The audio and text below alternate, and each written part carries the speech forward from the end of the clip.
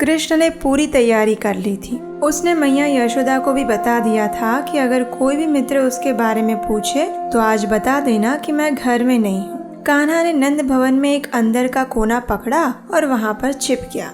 आज उसका बाहर जाने का बिल्कुल मन नहीं था। और जानते हैं क्यों? क्योंकि आज होली थी। लेकिन हर साल तो वो इतने आनंद से अपने सभी मित्रों के साथ होली खेलता है। फिर इस बार उसे क्या हो गया था? क्यों वो अपने मित्रों से नहीं मिलना चाहता था? यही है आज की हमारी जन्माष्टमी विशेष कथा। तो चलिए प्रारंभ करते हैं।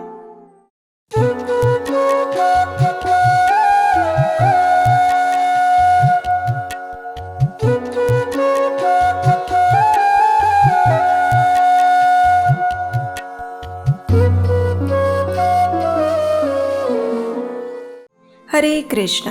पूरे वृंदावन में एक टोली बड़ी सुप्रसिद्ध है जो बंदरों के साथ साथ खुद भी संपूर्ण व्रज में उछल कूद करती रहती है। और ये टोली है कन्हैया और उसके मित्रों की टोली। वैसे तो कृष्ण के सभी मित्रों में कुछ न कुछ विशेषताएं हैं, लेकिन आज हम कन्हैया के जिस मित्र की बात करने वाले हैं उसके पेट में कुछ विशेष बात है। जी हाँ, ये विशेष मित्र ऐसा है जिसे कभी भी और कहीं से भी कुछ भी खाने वाली चीज हो तो उसकी सुगंध सबसे पहले आ जाती है। किसकी पोटली में आज क्या आया है वो सिर्फ सुगंध से ही वो बता सकता है। और जब कन्हैया ने ताल वन में धेनुकासुर का वध किया था तो उस समय भी ताल फलों की सुगंध से रास्ता दिखाने वाला मित्र भी तो यही था। बिल्कुल ठीक पहचाना आपने। आज हम बात करने जा रहे हैं कृष्ण के सबसे प्रिय ब्राह्मण मित्र मधुमंगल की। उन्हें मिष्टान्न इतना अधिक प्रिय है कि पेट भर के खाने के बाद भी फिर से खाने के लिए उनका पेट तुरंत तैयार हो जाता है। एक दिन सभी मित्रों की टोली यमुना किनारे पर खेल रही थी। उन्होंने अनेक प्रकार के भिन्न भिन्न खेल खेले। ऐसा लग रहा था मानो आज ही उन्हें ओलंपिक्स के सारे खेल समाप्त कर देने हैं। और फिर अब इतना खेल कूद करेंगे तो भूख तो लगेगी ही ना। तो बस अब कृष्ण को भी भूख लग गई और मधुमंगल को तो हमेशा भूख लगती रहती है। तो सभी पहुंच गए एक आम के पेड़ के पास। यमुना किनारे पर एक बड़ा सा मीठे और रसीले आम का पेड़ था जिसमें ना तो छिलका था और ना ही गुठलियाँ। जी हाँ, बिल्कुल सही सुना आपने। हमारा जो घर है ना, वास्तविक आध्यात्मिक जगत गोलोक वृंदावन, उसमें ऐसे ही आम होते हैं, बिना गुठली और बिना छिलके वाले। सीधा मुंह में डाला और डुब। तो बस कृष्ण जैसे ही उस पेड़ के पास पहुँचे तो उस पेड़ की सभी शाखाओं ने नीचे झुककर कृष्ण का स्वागत किया और एक के बाद एक डाली नीचे आकर कृष्ण को मीठे मीठे आम देने लगी। और कृष्ण ने इन सभी आमों का आस्वादन किया। और सबसे दुख की बात पता है क्या थी?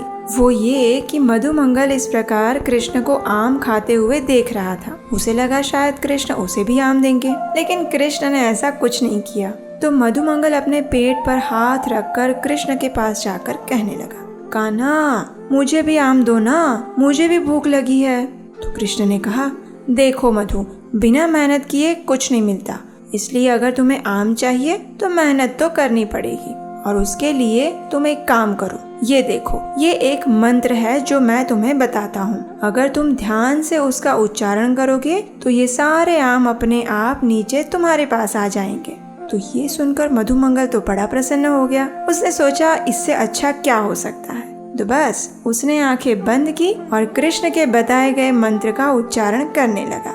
कुछ समय बीत गया लेकिन आम जमीन पर नहीं आए। तो निराश होकर कृष्ण के पास गया। कृष्ण ने कहा, अरे मधु, तुम भी ना थोड़ा ध्यान से एकाग्र होकर इस आम का आवाहन करो। इस मंत्र का उच्चारण करोगे तो फिर वे जरूर आएंगे। मधुमंगल ने फिर से वो मंत्र पढ़ने शुरू किए, लेकिन फिर भी आम नहीं आए। और ये देखकर कृष्ण और सारे मित्र पेट पकड़कर हंसने लगे। आखिर थक हार कर मधुमंगल पहुंच गया सबके अंतिम आश्रयदाता बलराम जी के पास। और वहां जाकर उसने बलराम जी से कहा, दाऊ भैया, ये देखो ना कन्हैया कैसे मेरा मजाक उड़ा रहा है। मैंने इतने मंत्र बोले लेकिन फिर भी आम नीचे ही नहीं आ रहे हैं। तो दाऊ भैया ने उसे कहा, अरे मधु, ये कन्हैया तो तुम्हारे साथ खेल खेल रहा है, ऐसे आम नहीं आते। रुको, मैं तुम्हें दिखाता हूँ कि कैसे आम को नीचे बुलाते हैं। इतना कहकर बलराम जी उस पेड़ के पास गए और जोर से उसे हिलाया। जैसे ही उन्होंने उस पेड़ को हिलाया तो सारे आम टप टप टप करके नीचे गिरने लगे और फिर मधुमंगल ने अपना पेट और मन की संतुष्टि होने तक उन सभी आमों का आस्वादन किया। चलिए कृष्ण के मित्र इसी मधुमंगल की एक और रोचक कथा हम आपको सुनाते हैं। वो होली का दिन था, लेकिन इस वर्ष कृष्ण का होली खेलने का कोई मन नहीं था और इसका कारण जानते हैं क्या था? तो पिछले वर्ष सभी बच्चों ने मिलकर कृष्ण को बहुत सारा रंग लगा दिया था। कुछ रंग तो आंख में भी चला गया था। इस वजह से कृष्ण को यशोदा मैया से डांट भी पड़ी थी और फिर यशोदा मैया ने कन्हैया को इतना घिस घिस कर नहलाया था कि मत पूछो। इसलिए इस बार कृष्ण ने निर्णय लिया कि मैं होली नहीं खेलूंगा। उसने अपनी मैया को भी बोल दिया कि अगर कोई मेरा पूछे तो बता देना कि मैं घर में नहीं हूँ। कुछ समय बाद कृष्ण के मित्रों की पूरी टोली आ पहुंची नंद भवन के आंगन में। बाहर आकर सभी चिल्लाने लगे, कान्हा, ओ कान्हा, चलो आ जाओ जल्दी से, हम होली खेलते हैं। लेकिन अंदर से कोई आवाज नहीं आई। उन सब ने फिर से आवाज लगाई, लेकिन इस बार भी कृष्ण ने कोई उत्तर नहीं दिया। इसलिए सभी ने निर्णय लिया कि हम अपने में से किसी एक मित्र को अंदर भेजते हैं कृष्ण को बाहर लाने के लिए। और ये दुर्लभ कार्य सौंपा गया मधुमंगल को। मधुमंगल अंदर नंद भवन में गया। जाकर देखा तो कन्हैया दिख नहीं रहा था। सारे कमरे और कोने छान मारे, लेकिन आज कन्हैया कहीं मिल ही नहीं रहा है। आखिर निराश होकर जब वह बाहर जाने लगा तो दूर एक कोने में पर्दे के पीछे उसे कुछ आवाज सुनाई दी। जाकर देखा तो वहाँ कन्हैया छिपा हुआ था और मधुमंगल ने उसे पकड़ लिया। वो जोर से चिल्लाया, मिल गया कान्हा। लेकिन कृष्ण ने उसे पकड़कर इशारा करते हुए शांत करते हुए कहा, धीरे से बोलो, बाहर किसी को मत बताना कि मैं यहाँ छिपा हूँ। आज मुझे होली नहीं खेलनी है, इसलिए तुम बाहर जाओ और सबको बोलो कि मैं घर में नहीं हूँ। जब मधुमंगल ने ये सुना तो उसने कहा, देखो कन्हैया, मैं एक ब्राह्मण हूँ और ब्राह्मण कभी झूठ नहीं बोल सकता। हाँ, अगर इसके बदले में मुझे कुछ मिल जाए तो। कृष्ण समझ गए। उन्होंने कहा, देखो मधु, अगर तुम बाहर जाकर किसी को नहीं बताओगे ना तो मैं तुम्हें लड्डू का पूरा एक थाल भर कर दूंगा, फिर तुम आराम से वो लड्डू खाना, है ना।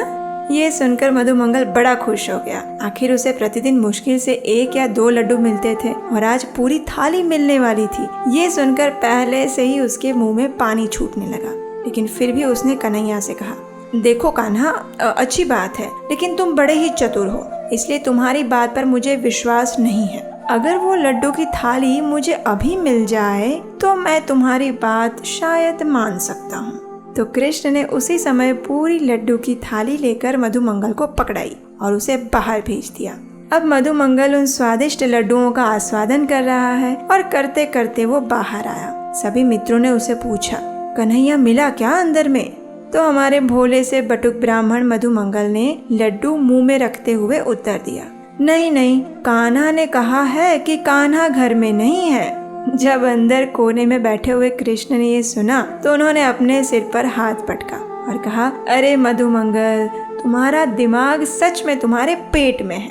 तो ये थी आज की जन्माष्टमी विशेष कथा। ये कथा आपको कैसी लगी ये हमें नीचे कमेंट में बताना मत भूलिएगा। अगर आप ऐसी ही कथाओं को बनाने में हमारा सहयोग देना चाहते हैं तो स्क्रीन पर दिए गए नंबर पर अपना आर्थिक योगदान भेज सकते हैं और हम आपको मिलेंगे बहुत जल्द एक और सुंदर जन्माष्टमी विशेष कथा के साथ। तब तक क्या, जन्माष्टमी आ रही है, कन्हैया के लिए लड्डू बनाइए और उसे खिलाइए। हरे कृष्णा।